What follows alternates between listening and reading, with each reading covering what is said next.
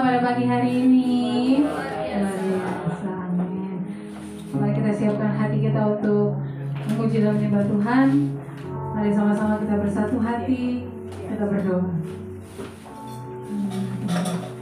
Terima kasih Tuhan untuk hari ini, terima kasih untuk seminggu ini Tuhan, atas perlindungan Tuhan, penyertaan Tuhan yang tidak henti-hentinya untuk kehidupan kami ya Bapa. Kami mengucap syukur sebab Tuhan tidak pernah meninggalkan kami seorang diri ya Bapa. Terima kasih atas berkat Tuhan yang Tuhan izinkan kami rasakan ya Bapa. Kami mengucap syukur, kami berterima kasih Tuhan sebab anugerah Tuhan sempurna atas kehidupan kami ya Bapa. Mari ampuni setiap dosa dan pelanggaran yang kami perbuat Tuhan Yesus. Kiranya pujian dan penyembahan yang kami naikkan pada siang hari ini Tuhan, itu semua menyenangkan hati-Mu ya Bapa. Mari terus tuntun kehidupan kami lebih lagi ya Tuhan Yesus, sehingga kami bisa menyenangkan hati-Mu ya Bapa melalui kehidupan kami ya Tuhan Yesus. Terima kasih Tuhan Yesus, terima kasih Allah Bapa yang baik. Mari Bapak Ibu kita naikkan pujian dan syukur kita kepada Tuhan, sebab hanya Dia yang layak disembah.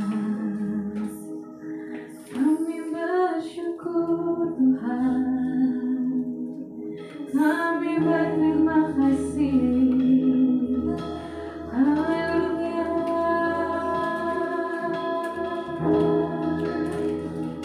Dengan apa kami balas Tuhan, selain kami puji dan sembah.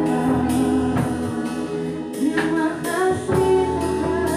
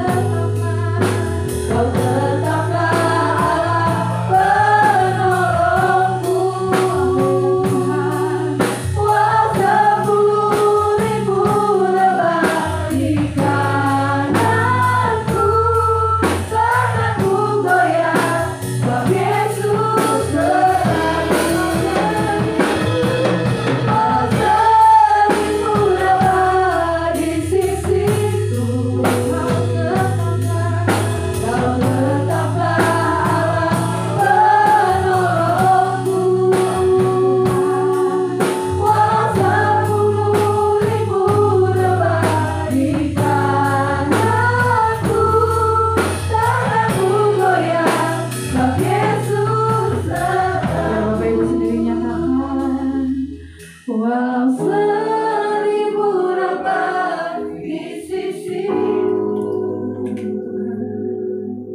Kau tetaplah Allah penolongku. Walau sepuluh ribu rabah di kananku, takkan ku goyah sebab Yesus sertaku. Walau seribu rabah di sisimu, Tuhan, Kau tetaplah Allah Yesus.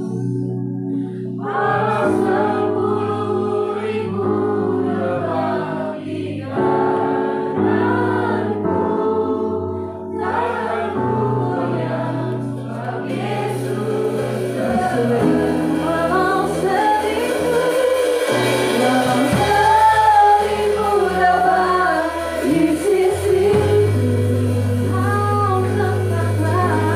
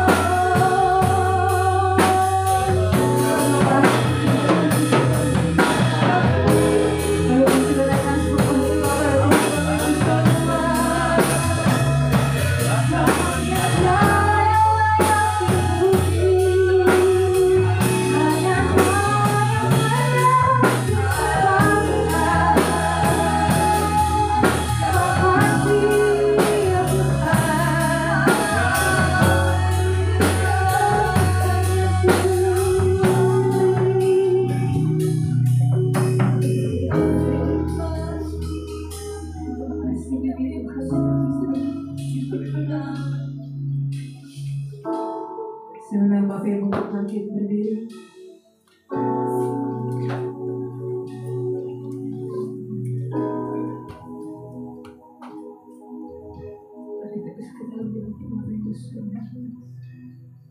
Ku sembah Kau Allahku, Bapa dan sahabatku,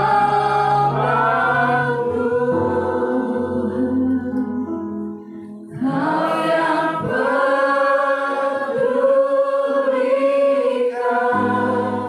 seluruh hidupku.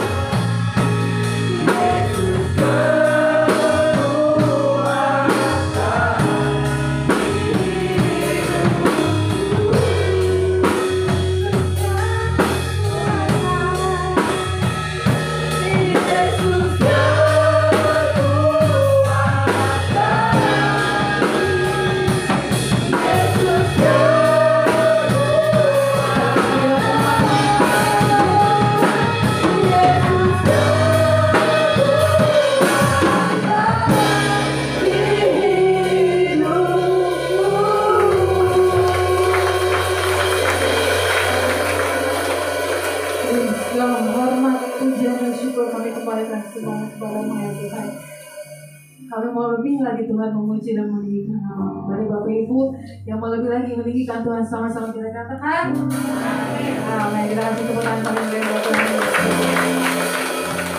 Sekali lagi shalom Bapak Ibu dikasih Tuhan. Sudah siap puji Tuhan, amin. Amin. Boleh dong fellowship bersama Tuhan Yesus memberkati.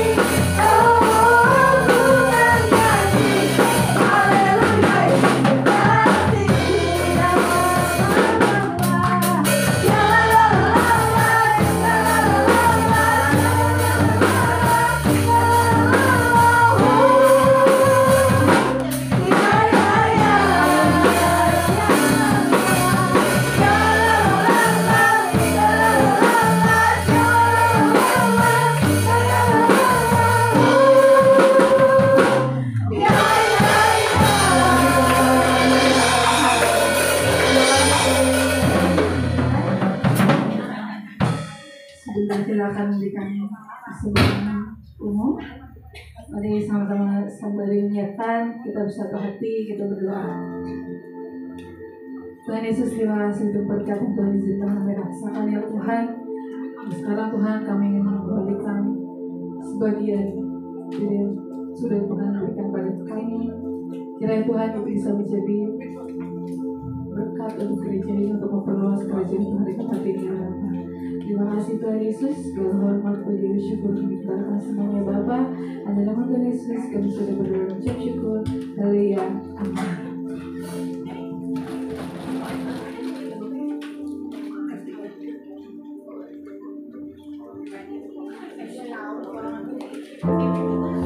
Kalian buatnya aja pulang balik.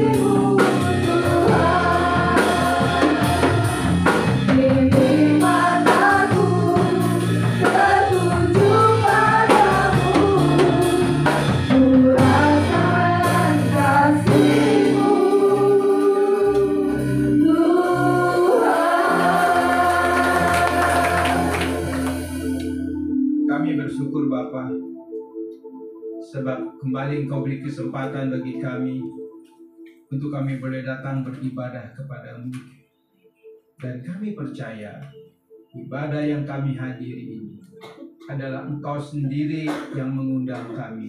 Engkau sendiri yang membuat acara ibadah ini. Dan juga kami percaya Engkau ada bersama kami, Engkau hadir dalam ibadah ini Bapa. Dan kami juga percaya Engkau sudah memberkati kami lewat pujian dan penyembahan kami. Engkau sudah dimuliakan lewat pujian dan penyembahan kami.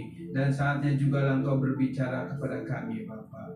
Bapa, pakai dan urapi hamba-Mu ini. Kuduskan hamba-Mu ini oleh kuasa darah Yesus, sehingga hamba dilayakkan menjadi alat yang daripada Engkau. Sebab hamba sadar hamba adalah manusia yang sangat terbatas. Hamba adalah manusia yang terbatas. Hamba adalah manusia yang berdosa. Hamba adalah manusia yang tidak layak di hadapan Engkau. Oleh karena anugerah dan kasih karunia-Mu saja Bapa, Engkau layakkan hamba. Bapa, kuduskan, sucikan roh, jiwa, tubuh, hati, pikiran, kelima panca indera hamba ini oleh darah Yesus, sehingga hamba layak berdiri di mimbar yang kudus ini. Dan hamba mohon juga Roh Kudus tolong Engkau yang akan memberikan hikmat dan pewahyuan, sehingga setiap detail firman yang disampaikan semua dalam tuntunan Roh Kudus, semua dalam pewahyuan daripada Allah Roh Kudus. Demikian juga urapi semua jemaat-Mu di tempat ini, dan jadikan mereka Bapa sebagai orang-orang pilihan yang sejati yang daripada Engkau. Dan ketika mereka duduk diam mendengar firman ini,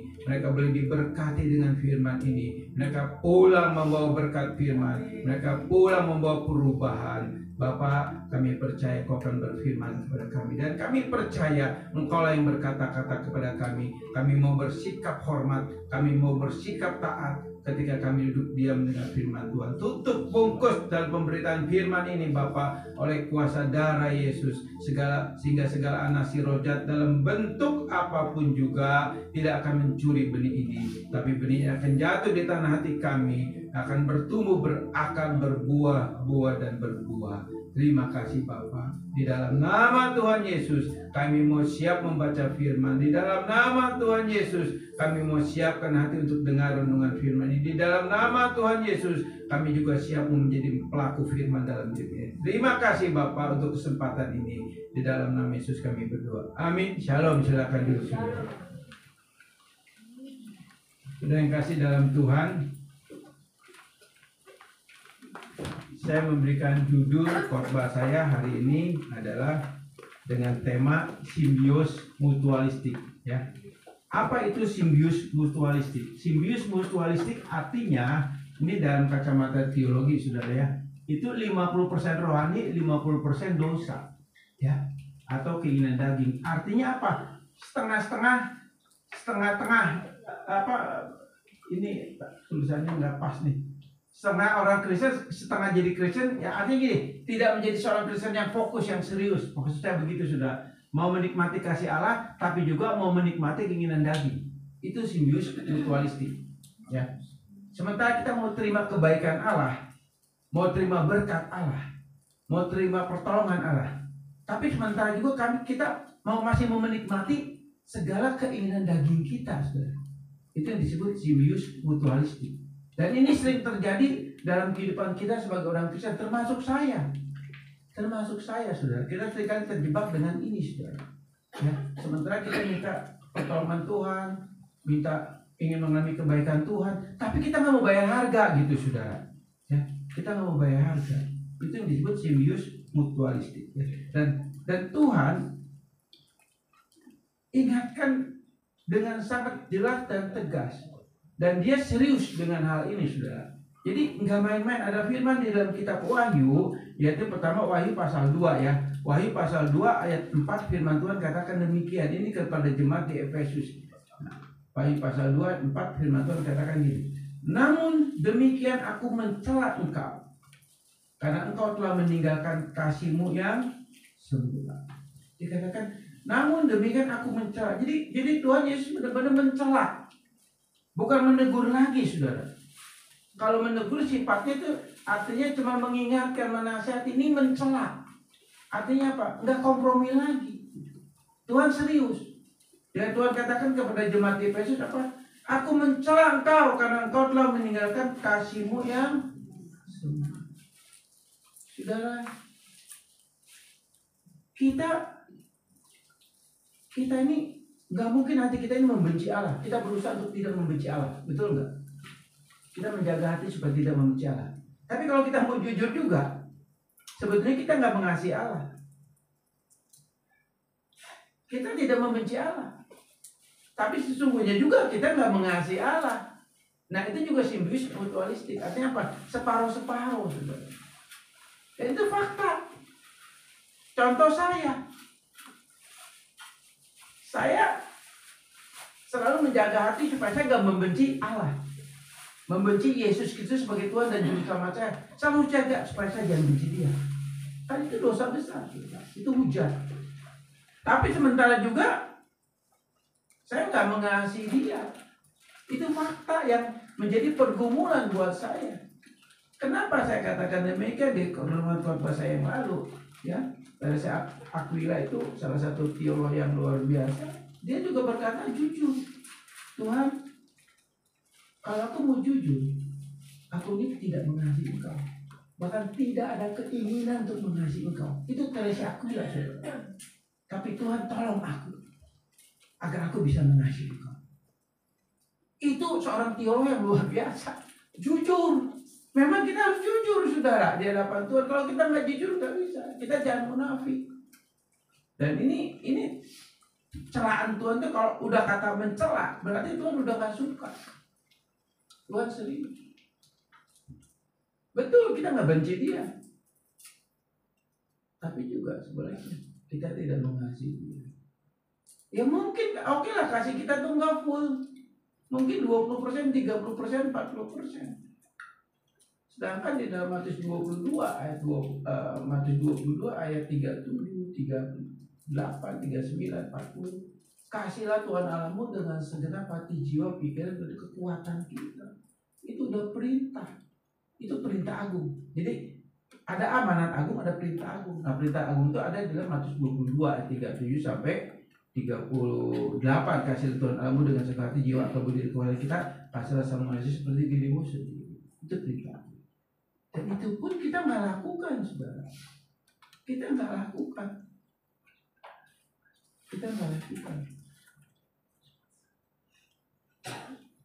Kita jaga hati, jangan sampai kita dicela Tuhan.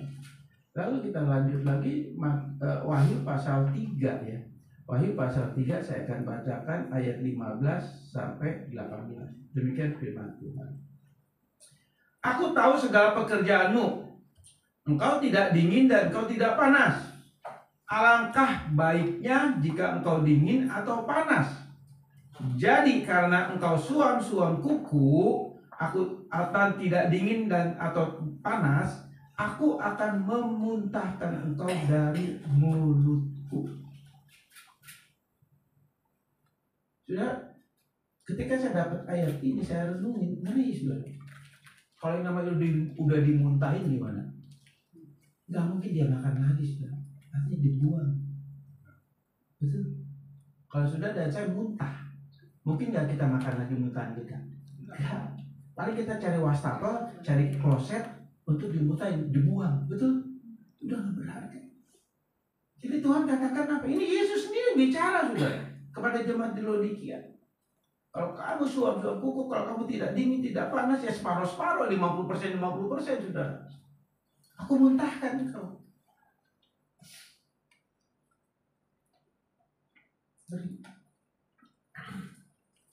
Ini firman memang terutama buat saya, saudara. Saya juga mesti jujur. Ayo kita belajar. Tuhan gak main-main, saudara. Dia serius dengan kita. Dan saya percaya Tuhan bicara yang keras begini karena Tuhan sayang kita. Tuhan mengasihi kita. Dan Tuhan mau. Ayo. Bangkit. Begitu, saudara. Ayat 16 dikatakan apa? Jadi karena engkau suam-suam kuku dan tidak dingin atau panas, aku akan memuntahkan engkau dari mulutku. Karena engkau berkata. Nah, ini berarti karena engkau berkata, aku kaya dan aku telah memperkayakan diriku dan aku tidak kekurangan apa-apa. Dan karena engkau tidak tahu bahwa engkau melarat dan malang, miskin, buta, dan telanjang, maka aku akan menasihatkan kamu supaya engkau membeli daripadaku emas yang telah dimurnikan dalam api, agar engkau menjadi kaya, dan juga pakaian putih supaya engkau memakainya, agar jangan kelihatan ketelanjanganmu dan yang memalukan, dan lagi minyak untuk melumasi matamu supaya engkau dapat melihat. Saudara, sekeras apapun teguran Tuhan kepada jemaat di Laodikia, tetap Dia masih mengasihi. Dia masih memberi kesempatan. Di ayat 18 dia katakan, beli daripadaku emas yang murni, pakaian yang putih, minyak untuk melumasi matamu. Jadi masih ada kesempatan yang Tuhan kasih buat kita. Nah, saudara, kalau kita lihat ya, di dalam ayat yang ke-15 ini ya, aku tahu segala pekerjaanmu, engkau tidak dingin dan tidak panas. Alangkah baiknya jika engkau dingin atau panas. Jadi Tuhan serius. Tuhan mau kita nih, kalau mau serius-serius gitu. Jangan separuh-separuh jadi orang Kristen gitu. Nangkep gak? Jangan separuh-separuh. Demikian juga kalau mau melayani full. Full di sini belum tentu nggak harus full time, tapi sepenuh hati melayani Tuhan. Ibadah serius.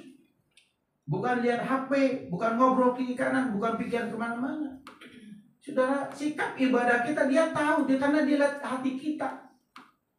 Dan saudara datang ke sini pun saya nggak ngerti motivasinya apa. Karena orang Kristen, karena pelayan Tuhan, karena jemaat, karena kebetulan ada waktu senggang datang ibadah. Tuhan serius, saudara. Dia nggak main-main. Dia bilang kalau mau dingin dah, mau panas. Serius aja, gitulah istilahnya ya. Serius. Jangan setengah-setengah jadi orang Kristen, gitu maksudnya, saudara. Itu artinya simbius mutualistik. Jadi di dalam simbius mutualistik artinya begini juga, saudara. Kita ingin mencari keuntungan dari kebaikan Tuhan. Kita ingin mencari keuntungan dari berkat Tuhan. Kita ingin mencari keuntungan dari kasih dan pemeliharaan Tuhan. Tapi sementara juga kita nggak mau bayar harga. Tapi tetap juga kita masih mau menikmati hal-hal yang Tuhan tidak izinkan dalam hidup kita. Hal-hal yang tidak berkenan di hadapan Tuhan. Tetap kita masih mau menikmati, saudara. Separuh-separuh. Tuhan nggak mau dipermainkan. Dan ini jemaat, dia kan jemaat yang sebetulnya memang sukses, kaya. Jadi kalau dingin ya dingin, panas ya panas. Bicara dingin itu apa sih? Bicara dingin artinya ya udah, Tuhan, saya nggak serius, saya nggak bisa. Orang yang dingin tapi punya kerinduan, dia akan bergumul, Tuhan tolong agar saya bangkit. Sebagaimana Daud katakan apa? Hei jiwaku, pujilah Tuhan, sembahlah Dia. Kan Daud begitu, saudara. Ketika dalam keadaan titik terendah dia, ketika dalam keadaan jiwanya yang hopeless, dia katakan, jiwaku bangun, ayo puji Tuhan. Itu dalam keadaan titik terendah, dalam keadaan dingin jiwanya. Daud sadar, ayo bangun jiwa. Dia bicara kepada diri sendiri.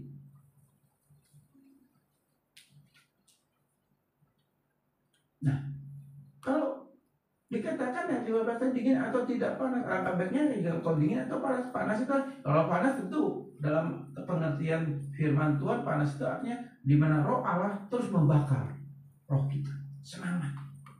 Dan itu yang Tuhan mau. Jadi nggak setengah-setengah, saudara. Ayat 16, jadi karena engkau suam-suam kuku dan tidak dingin atau panas, aku akan memuntahkan engkau dari mulutku. Jadi kalau suam-suam kuku ya udah Tuhan muntahin. Yang tadi kan saya katakan, kalau kita muntah dibuangnya kemana? Ke tempat sampah, ke kloset dan lain sebagainya. Betul nggak? Nggak mungkin kita taruh di piring kita makan lagi. Itu anjing. Yesus katakan anjing akan kembali ke muntahannya. Itu firman Tuhan, saudara. Tapi kita kan nggak mungkin seperti itu. Ini kemarahan Tuhan yang serius. Tapi kita bersyukur kepada Tuhan. Ayat 18 Tuhan bilang apa? Beli daripadaku emas yang murni, beli pakaian yang putih daripadaku, beli minyak untuk pelumas matamu. Jadi ada 3 poin: emas, baju putih, dan minyak. Tuhan masih tawarkan kesempatan buat saudara dan saya, supaya kita bisa menerima. Dan kita tidak suam-suam kuku lagi. Jadi kita serius, ibadah serius, dengar firman Tuhan serius, bangun pagi baca firman, saat teduh dengan Tuhan kita serius. Semua kita lakukan serius, doa serius, melayani Tuhan serius. Nggak main-main, saudara. Saudara, sementara kita mau bertobat, tapi sementara juga kita masih berkenyang dalam dosa. Itu juga Simbius Mutualistik, mencari keuntungan untuk menerima kebaikan Tuhan. Kita boleh nggak sih minta Tuhan berkati saya, berkati usaha saya, pekerjaan saya, ekonomi saya, keuangan saya? Boleh, nggak dosa, dan Tuhan juga memberkati kita. Boleh. Tapi Tuhan juga minta kepada kita, jangan cuma mau berkatnya aja, tapi hidup kita tidak bayar harga kepada Tuhan. Dan Yesus katakan apa? Kalau engkau tidak sangkal dirimu, pikul salibmu, engkau tidak layak mengikuti aku.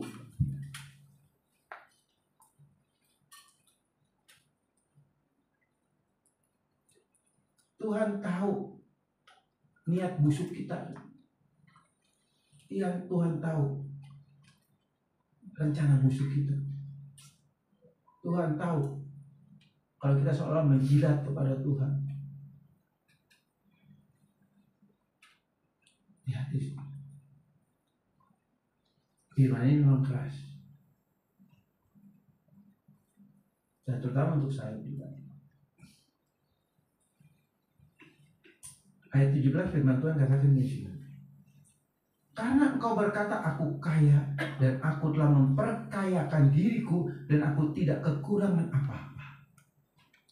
Seringkali kita berkata kepada diri kita sendiri, saudara. Oh, siapa kita? Saya hebat, saya berhasil, saya kaya, saya pintar, saya punya segalanya. Itu kesombongan, saudara. Kalau saudara percaya bahwa kekayaan, berkat, kesehatan yang Tuhan kasih itu datang dari Tuhan, kenapa saudara harus bangga dengan itu? Dan seolah-olah Tuhan butuh saya, gereja butuh saya, karena saya kaya, karena saya pintar, karena saya bertalenta. Begitu. Tuhan nggak mau.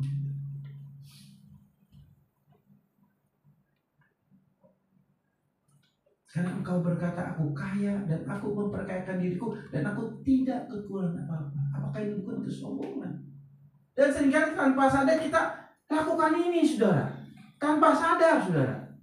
Jadi kita mengandalkan kekuatan kita mengandalkan kekayaan kita mengandalkan kepandaian kita mengandalkan hikmat yang Tuhan kasih buat kita. Jadi kita tidak lagi mengandalkan Tuhan.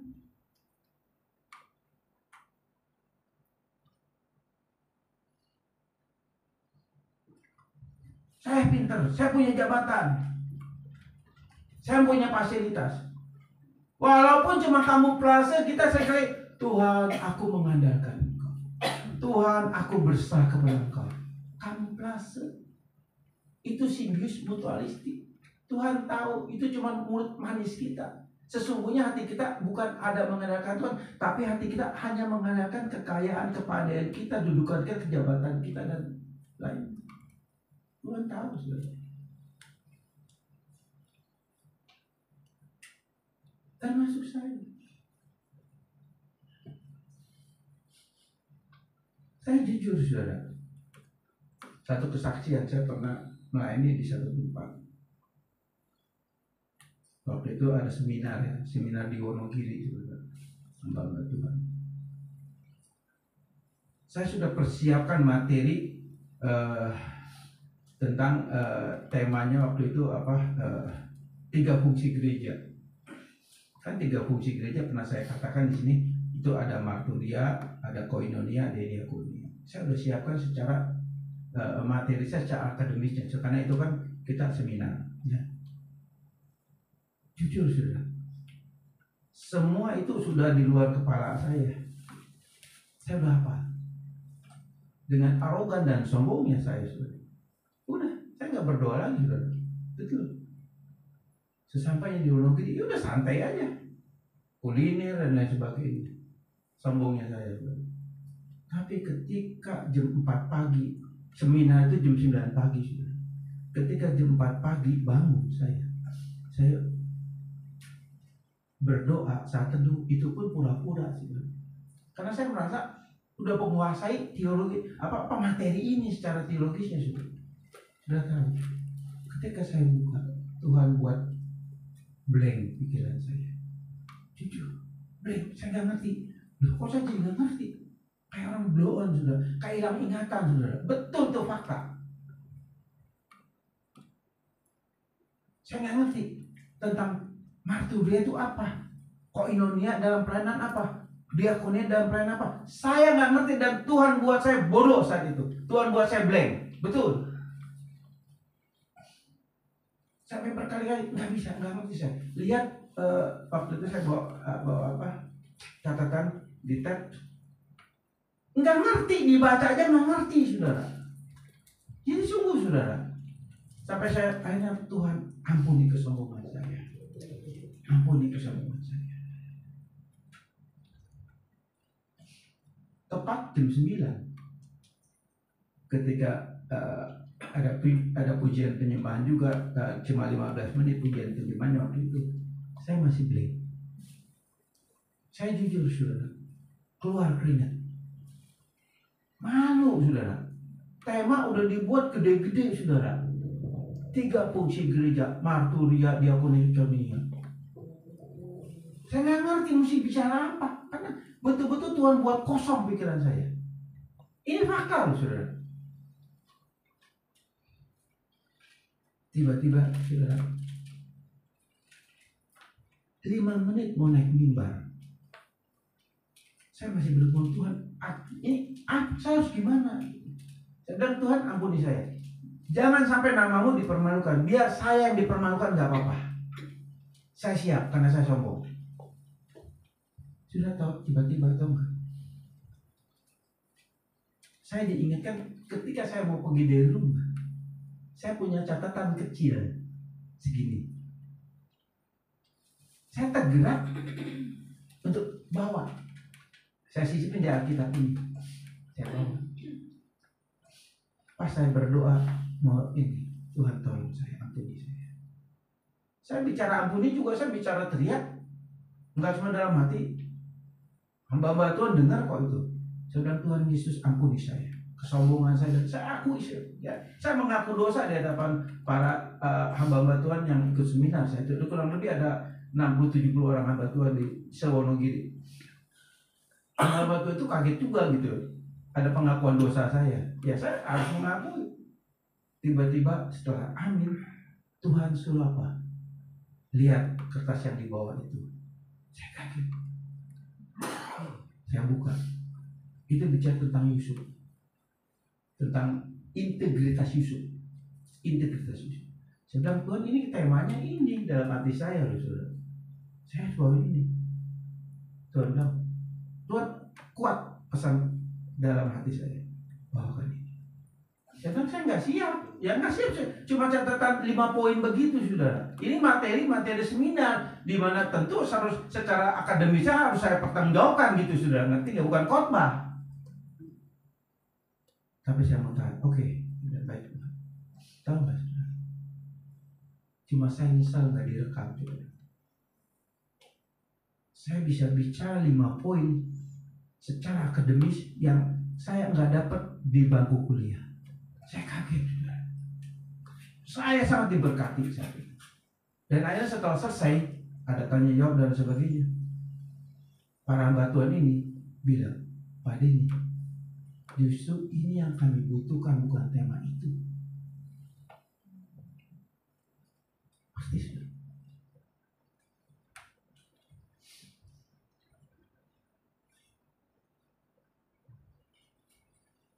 Itu kesombongan. Sok pinter. mak taruh. Nanti akhirnya hamba batu itu datang, Pak ini yang kami butuhkan, bukan cuma itu Pak. Waduh Tuhan terima kasih. Sudah,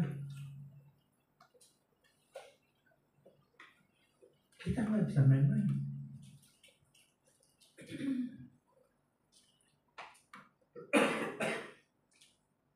Jadi kita jangan sombong. Tuhan tahu kalau hati kita ini ada di mana. Tuhan tahu kalau hati ini mengandalkan Tuhan, apa kekayaan kita, kepintaran kita, jabatan kita, posisi kita. Tuhan tahu. Dan mari saat ini kita bergantung dengan Tuhan. Kan dalam kitab Yeremia pasal 17 firman Tuhan katakan apa di dalam ayat yang ke-5, 6, 7. Terkutuk manusia yang mengandalkan kekuatannya sendiri. Betul? Dan diberkati orang yang mengandalkan Tuhan. Itu udah firman Tuhan yang gak bisa diubah. Ayat 17 selanjutnya dikatakan begini, saudara. Dan karena engkau tidak tahu bahwa engkau melarat, malang, miskin, dan buta, dan telanjang. Saudara, ini yang terjadi saya ketika di Gunung Gini. Dikatakan saya ini melarat, telanjang, malang, miskin, dan buta. Itu saya alami, saudara. Saya alami. Saya mengalami itu, saudara. Tapi saat itu saya bertobat, Tuhan ampuni saya.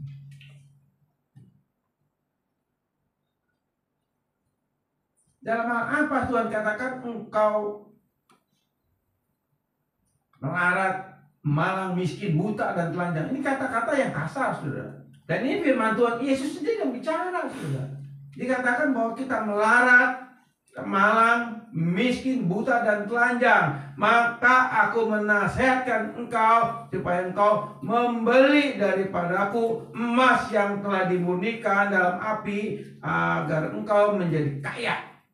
Dan juga pakaian putih supaya engkau memakainya, agar jangan kelihatan ketelanjanganmu yang memalukan. Dan lagi minyak untuk melumasi matamu supaya engkau dapat melihat. Ini Tuhan kasih tahu. Kita bisa jatuh dalam dosa, tapi ada penawaran dari Tuhan. Kenapa? Karena Tuhan masih mengasihi kita. Tuhan masih kasih kesempatan buat kita. Jadi ketika kita jatuh dalam dosa, masih kesempatan Tuhan kasih.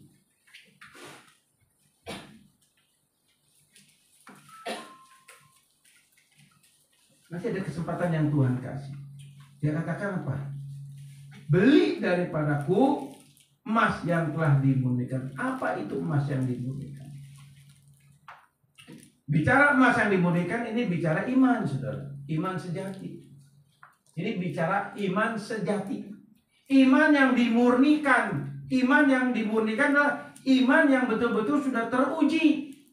Dan kita tahu iman itu adalah anugerah Allah buat kita. Anugerah kedua dari Allah.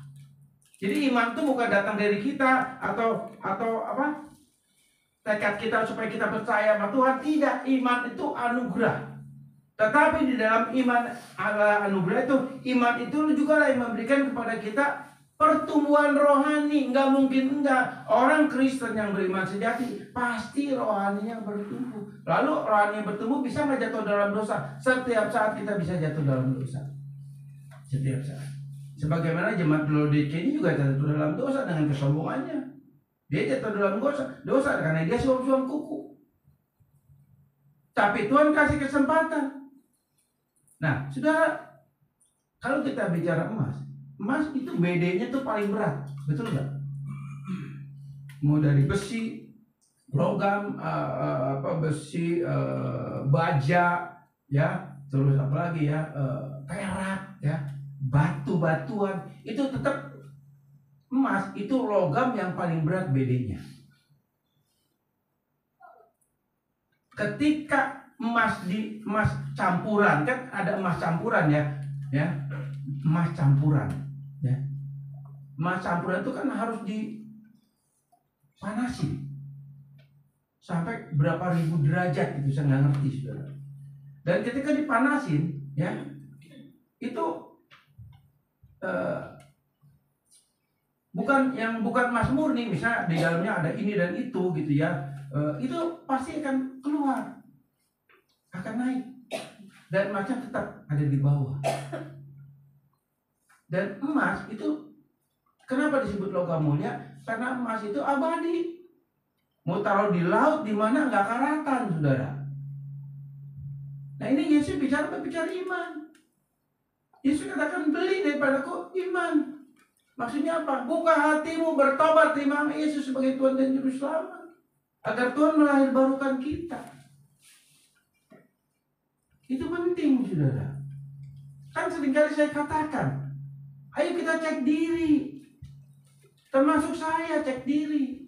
Benar nggak kita sudah dilahirbarukan? Benar nggak kita beriman? Karena kan masalah iman yang tahu siapa? Cuman Tuhan, kita sama setan, nggak ada yang lain, saudara. Termasuk saya, saudara, lihat sini saya sebagai gembala, sebagai hamba Tuhan. Oh, pasti beriman, belum tentu. Saya bisa aja di sini pakai topeng gembala, saudara, topeng pendeta. Ngerti, saudara? Iya kan, saudara bisa nilai saya, oh ini beriman. Belum tentu. Yang tahu cuma saya, Tuhan, sama setan, saudara. Makanya cek diri. Kita minta Tuhan lahirbarukan saya. Sebab ketika Allah sudah melahirbarukan kita, otomatis kita diberikan anugerah yang kedua, iman dan pertobatan. Itu satu paket, konversi dan konvensi gitu. Regenerasi dan konversi. Konversi di dalamnya ada iman dan pertobatan. Orang yang beriman pasti hidup dalam pertobatan, gitu maksudnya. Pertobatan pun anugerah. Ketika saudara pun bertobat, ketika sudah jatuh dalam dosa lalu saudara bertobat minta ampun, itu pun anugerah. Saudara bisa bertobat, saudara bisa minta ampun, itu pun anugerah. Bukan tekad kita, Tuhan saya mau bertobat, saya mau berubah. Enggak, itu agama lain.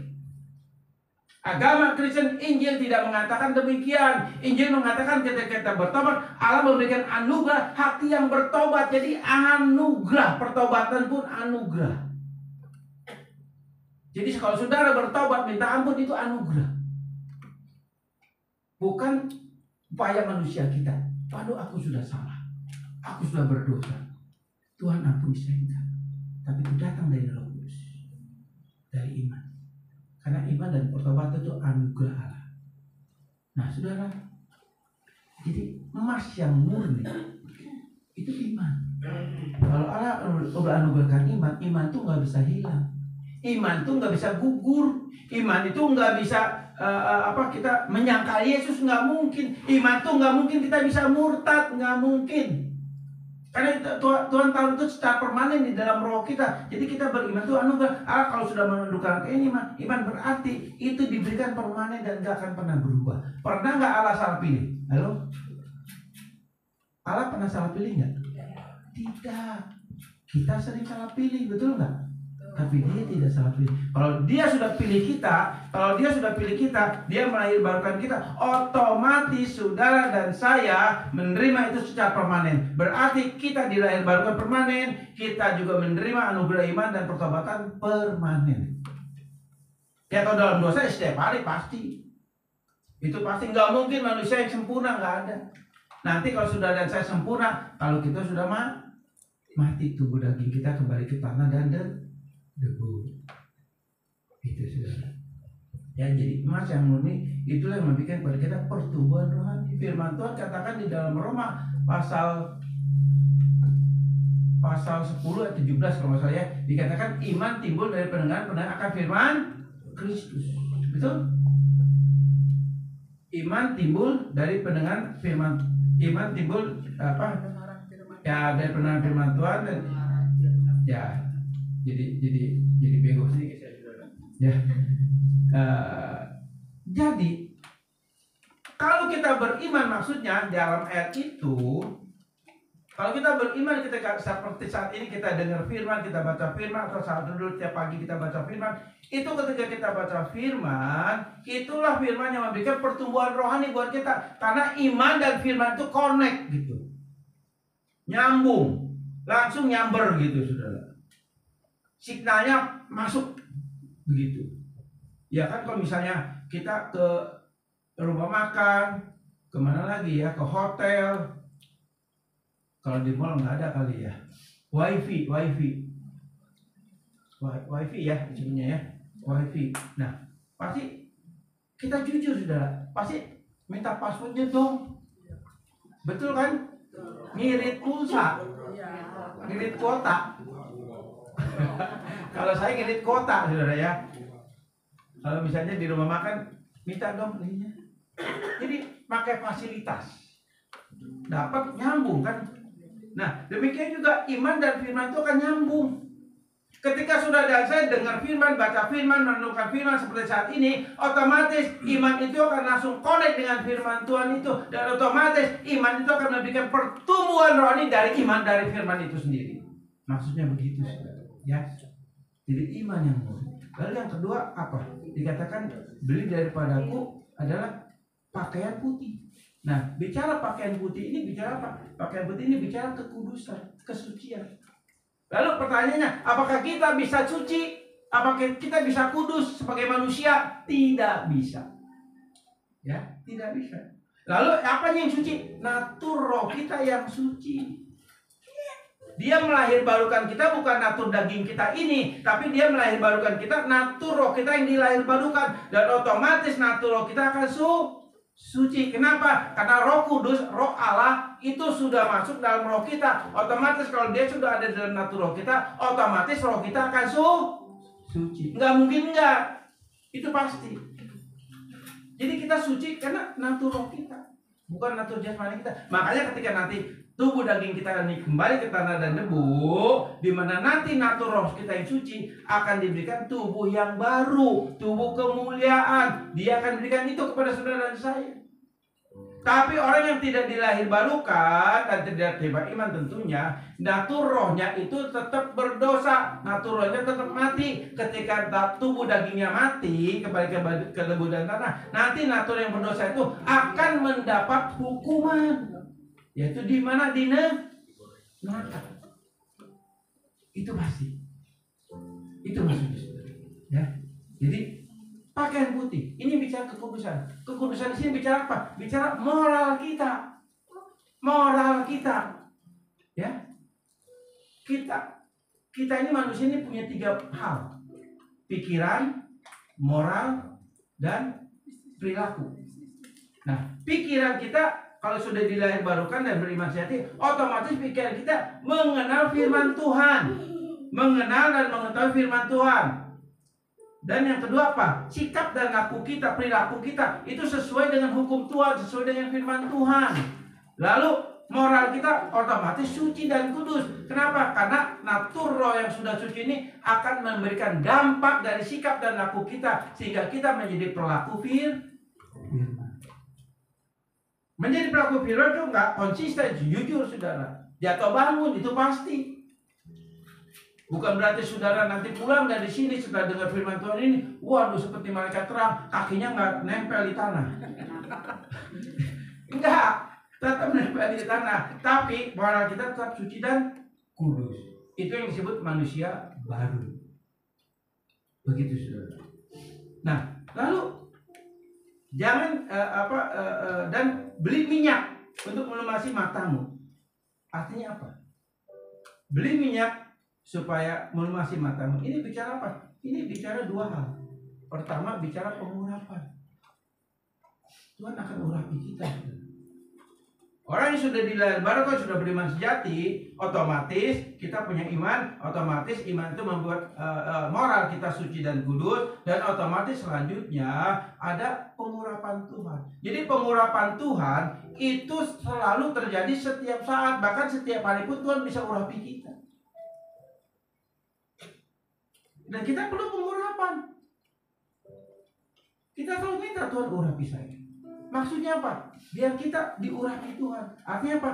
Bicara pengurapannya bicara tuntunan Tuhan, tuntunan roh. Yang ada di dalam Roma pasal 8 ayat 14. Hidup orang percaya dipimpin Roh Kudus.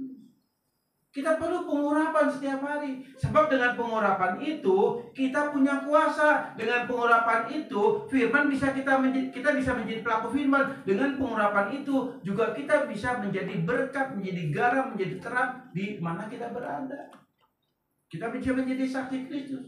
Pengurapan itu juga membuat kita hidupnya hidup yang berbeda dengan orang di sekitar kita. Itu harus ada. Karena tanpa pengurapan kita akan suam-suam kuku, saudara. Karena pengurapan itu bicara juga api roh Allah yang membakar kita. Jadi nggak panas nggak dingin, jadi selalu panas. Biarlah rohmu menyala. Jadi jelas sekali, saudara. Minyak bicara pengurapan. Kita boleh minta setiap pagi, Tuhan urapi sepanjang hari ini. Supaya apa? Kita nggak panas, nggak dingin, nggak suam-suam kuku, maksudnya gitu. Jadi kita semangat, penuh semangat, saudara. Itu bicara mengenai pengurapan. Yang kedua, bicara minyak, ini bicara mengenai supaya mata kita, mata jasmani, bisa melihat selalu kemuliaan Tuhan ada bersama kita. Kuasa mujizat Tuhan, pertolongan Tuhan bisa bersama kita. Jadi kita selalu melihat hal yang baik, hal yang benar. Saudara, jujur kalau di HP ini, saudara, saya jujur baru tahu, saudara, ya. Ternyata di HP ini, saudara, mau melihat yang begitu-begitu juga ada, saudara. Ngerti kayak begitu-begitu?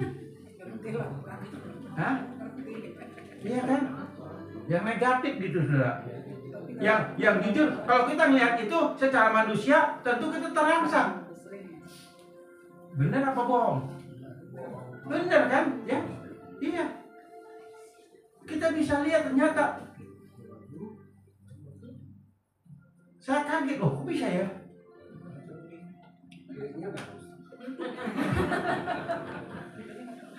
Itu fakta. Jadi saudara, mata kita juga harus dijaga. Kalau kita terima pengurapan, mata kita juga akan dijaga. Nah, sudah kasih dalam itu. Sebagai penutup, saudara, kita akan baca Lukas pasal 15. Ya. Lukas pasal 15.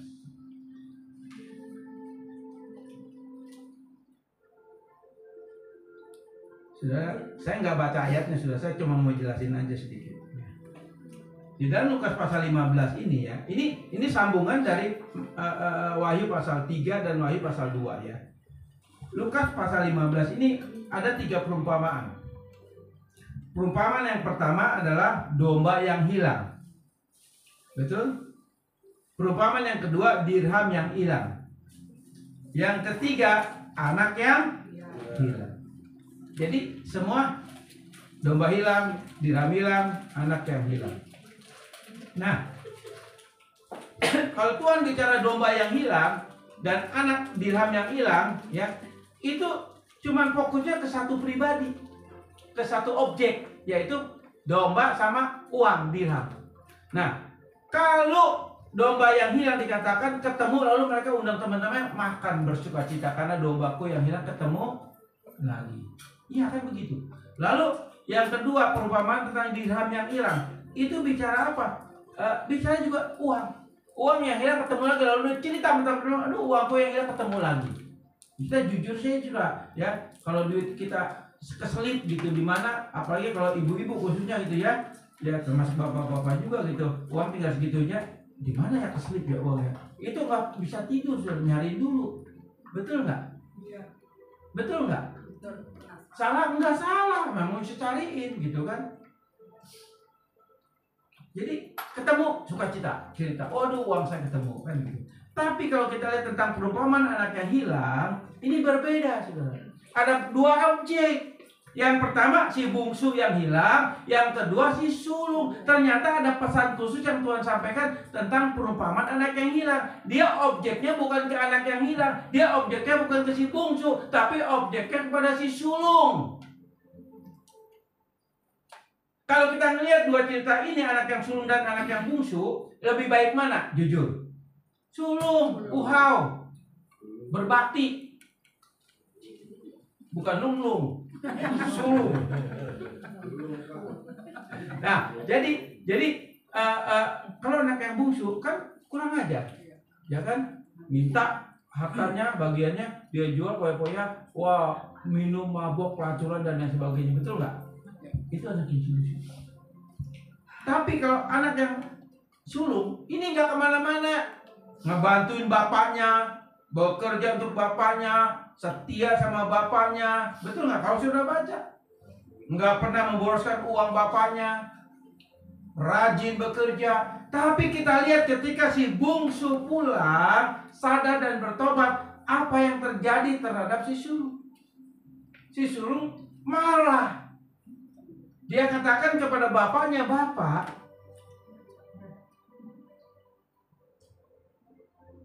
si bungsu sudah habisin harta, pulang kau terima, bahkan kau buat pesta besar, potong lembu jantan yang lembu yang tambun dan sebagainya, berpesta sukacita. Tapi aku yang selalu bersama dengan engkau, aku yang selalu membantu engkau,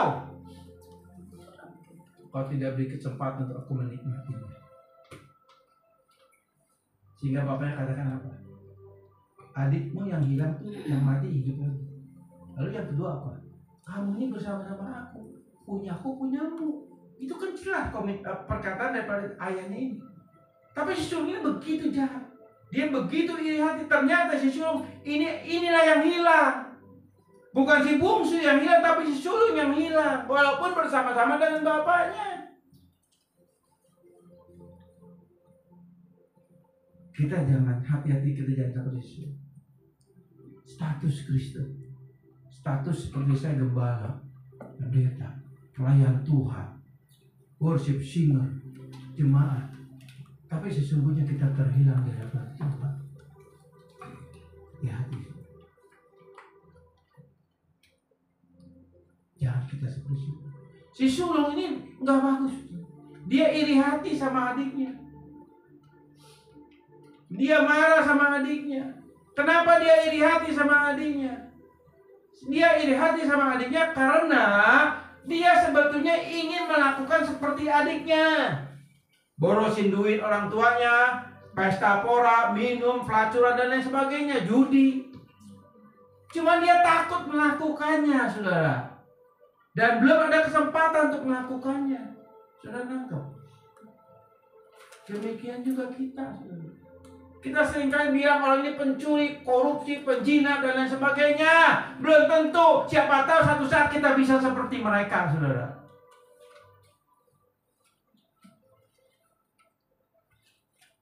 Kadang-kadang hati si sulung itu ada pada kita. Walaupun kelihatan secara fisik dia melayani bapaknya, bantu bapaknya, dan sebagainya. Tapi hatinya simbius mutualistik, artinya berdua. Dia mau menikmati berkat bapaknya. Dia mau menikmati fasilitas dari bapaknya.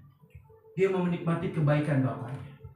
Tapi di satu sisi, hatinya tidak mengasihi bapaknya. Tidak mencintai bapaknya. Nah, sudah dikasih dalam Tuhan. Mari kita refleksi diri. Jangan kita seperti jemaat di Laodikia, suami-suami. Jangan kita juga seperti si sulung, yang sebetulnya hati kita ini penuh iri hati, penuh dengki, penuh kemarahan, penuh kebencian, penuh ketidaksukaan. Walaupun mulut kita manis, oh shalom, puji Tuhan. Kalau ketemu adu kepala kan kiri kanan gitu. Iya kan? Tapi hatinya nggak bagus ya. Penuh menafikan.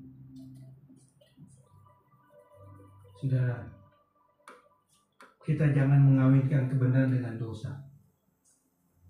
Ya, itu poinnya. Jangan mengawinkan kebenaran firman Tuhan dengan dosa. Tuhan gak mau. Tapi jatuh dalam dosa oke. Ya. Ini konteks yang berbeda. Jadi jangan mengawinkan kebenaran firman Tuhan dengan dosa. Lalu jangan mengawinkan kasih karunia, ya, dengan tekad manusia kita. Wah, saya harus berbuat baik, saya harus benar. Kasih karunia itu anugerah, bukan tekad kita. Tinggal kita mau taat apa enggak terima kasih karunia itu. Biar Roh Kudus yang bermanifestasi dalam hidup kita. Lalu yang ketiga, ya, kita tidak membenci Allah, tapi Kalau kita jujur, kita tidak mengasihi Allah. Mulai hari ini kita belajar.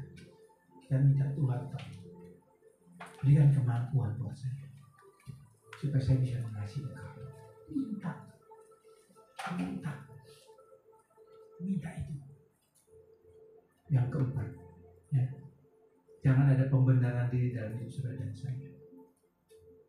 Jangan ada pembenaran diri. Tuhan gak bisa kamu pelasi dengan sikap mulut manis kita, dengan sikap kita yang baik, manis dan lain sebagainya. Sesungguhnya itu hanya pembenaran diri buat saudara dan saya.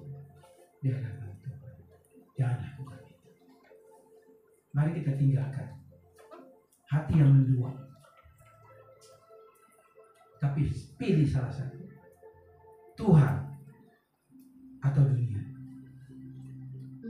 Kita harus putuskan itu. Tapi sekali lagi saya katakan, kalau saudara memang beriman sejati, walaupun saat ini kau pilih dunia, Roh Kudus akan tolong kau untuk berbalik memilih Kristus. Dan Roh Kudus memberikan kesadaran rohani, kedisiplinan rohani, kegelisahan rohani untuk bertobat. Amin. Tuhan Yesus memberkati. Saya bilang musik untuk maju ke atas.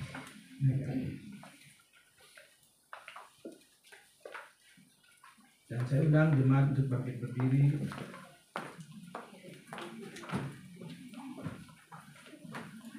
Saudara, kita akan nyanyikan satu lagu, ya, untuk merefleksi diri kita, ya.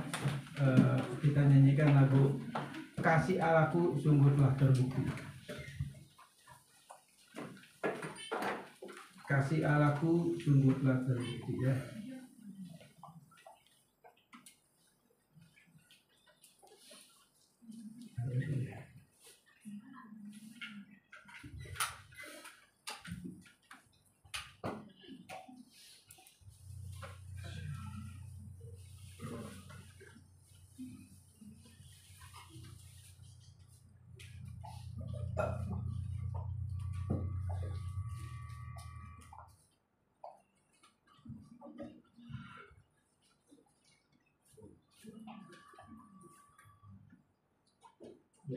Gak apa-apa, nggak usah pakai keyboard pun.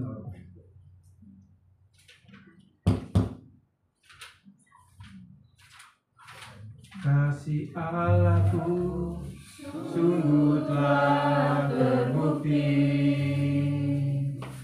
ketika Dia serahkan anaknya. Kasih Allah mau berkorban bagi kau dan aku. Tak ada kasih seperti kasih-Mu. Kasih Allahku. Kasih Allahku sungguh telah terbukti, ketika Dia serahkan anaknya. Kasih Allah mau berkorban bagi kau dan aku. Tak ada kasih seperti kasih-Mu.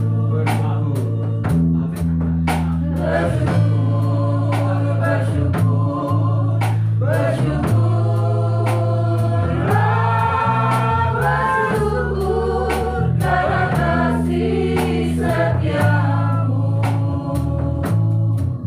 Ku sembah dan ku sembah, selama hidupku ku sembah Kau Tuhan. Musik saja. Sudah yang kasih dalam Tuhan. Kasih Allahku sungguh telah terbukti. Dalam Roma pasal 5 ayat 8 firman Tuhan katakan bahwa Yesus Kristus mati bagi kita pada saat kita masih berdosa. Artinya apa? Artinya karena Dia mengasihi kita, dan kasihnya itu sepenuhnya 100% full. Dia mengasihi kita sehingga Dia mau mati bagi kita. Sekarang bagian kita, saudara, Maukah kita belajar mengasihi Dia? Saya katakan, mau nggak kita belajar? Kalau kita mau jujur, saudara, kita tidak mungkin bisa mengasihi Allah 100%. Tapi kalau kita minta Roh Kudus, tolong saya mau belajar mengasihi Engkau, Tuhan akan kasih kemampuan buat kita untuk kita bisa mengasihi Dia. Ayo kita cek diri, saudara. Kita jujur sama Tuhan. Tuhan gak bisa kita bohongin, saudara. Tuhan kita nggak bisa pakai topeng-topeng kita yang begitu manis, saudara. Tuhan tahu hati kita. Transparan semua di hadapan Tuhan. Di mana kasih kita lebih besar kepada Dia atau kepada keluarga kita atau kepada diri kita sendiri. Oleh sebab itu firman Tuhan katakan apa? Beli daripada aku emas yang murni, baju yang putih. Saudara, mari kita minta, Tuhan, saya mau mengasihi Engkau. Ajar kami. Kami mau belajar. Mampukan kami. Minta itu, saudara. Minta itu. Percayalah, Dia akan kasih. Dia akan kasih. Sehingga secara bertahap kita akan bisa mengasihi Dia. Ya mungkin level kita mengasihi Dia sekarang mungkin baru 10%. Tapi nanti akan naik. 15, 20, 25, terus naik dan naik. Semakin level kita mengasihi Dia, saya percaya kita tidak suam-suam kuku. Kalau kita tidak suam-suam kuku, Dia tidak akan muntahkan kita. Mari kita minta kepada Dia. Bapa, berikan aku hati yang bisa mengasihi Engkau. Roh Kudus, tolong aku agar aku mampu mengasihi Engkau. Mampukan aku. Mampukan aku. Minta dan minta setiap hari. Kita harus bergumul untuk hal ini. Sebab kalau sudah dan saya sudah sebagai orang pilihan Tuhan, pasti kita diberikan kemampuan untuk mengasihi Tuhan lebih dari segalanya secara bertahap. Dan itu memang butuh waktu yang sangat lama.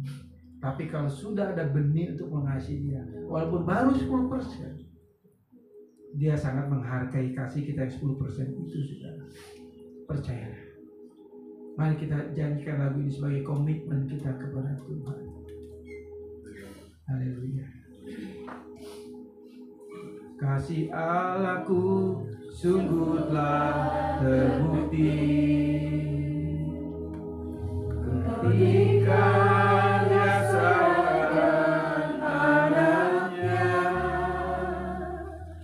Kasih Allah mau berkorban bagi kau dan aku. Tak ada kasih seperti kasih-Mu. Bersyukur, bersyukur, bersyukurlah, bersyukur karena kasih setia-Mu. Ku sembah, ku sembah, ku sembah dan ku sembah. Selama hidupku ku sembah Kau Tuhan. Kasih Allahku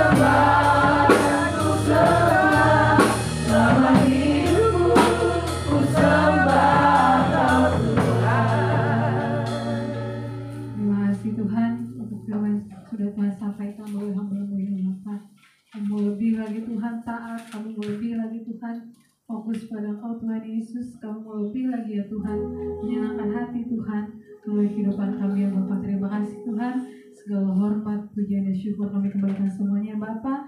Hanya dalam nama Tuhan Yesus, kami sudah berdoa dan ucap syukur. Haleluya. Amin. Kita akan duduk dulu. Kita akan mendengarkan pengumuman untuk ibadah seperti biasa ya. Jam 10 tempat ini, dan ada kul hari Sabtu di Rumah Ibu Puji jam 11 siang. Ya, sekarang kita akan memberikan persembahan Natal. Yang kedua, sembari mengingatkan, mari kita sama-sama satu hati kita berdoa. Terima kasih Tuhan untuk penyertaan Tuhan dan perlindungan Tuhan yang luar biasa untuk kehidupan kami ya Bapa. Sebentar kami akan memberikan yang terbaik Tuhan Yesus, kiranya ya Bapa, persembahan ini Tuhan bisa untuk memperluas kajian Tuhan di tempat ini, bahkan bisa membantu untuk ibadah Natal Bapa. Terima kasih, segala hormat, puji dan syukur kami kembalikan semuanya Bapa. Di dalam nama Tuhan Yesus kami sudah berdoa dan ucap syukur. Haleluya, amin.